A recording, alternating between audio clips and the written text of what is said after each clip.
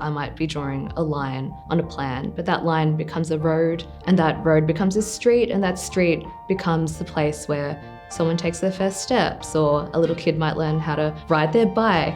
I want to create streets and parks and neighbourhoods where people walk around and it's their favourite place to be. My name's Emily and I'm a senior urban designer at Spiire. I love being an urban designer because no 2 days are the same. In the last 2 weeks, there was one day when I was working on streetscapes and designing where trees could go, and the next day I'd be working on like a 24-storey building, doing a massing development study for it.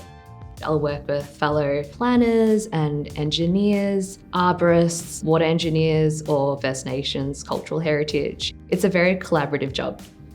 The highlight of my career so far has been a placemaking project in Essendon Fields. It's an amazing site, but it's all quite disconnected. It was really fun unlocking the layers of history and bringing that into the urban design fabric.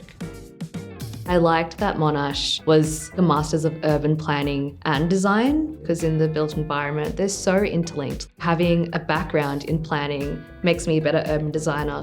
A lot of the projects that we did got guest lecturers who actually worked in industry. We got to work directly with councils, and so it felt like all the projects we did were very practical, very linked to real-world outcomes, and I loved that. It was an urban history subject that shaped my approach to urban design. Generally, with history subjects, they're quite boring, quite dry. But this particular lecturer, she got us to write about colonisation in Mars and then made me really think about urban design in an out-of-the-box style. An urban design principle that's really stuck with me is the 8 to 80 principle, where if you design a place that's thriving for 8-year-olds as well as 80-year-olds, then it becomes a place that's comfortable and successful for everyone. And so having that inclusive way of thinking has made me a better urban designer.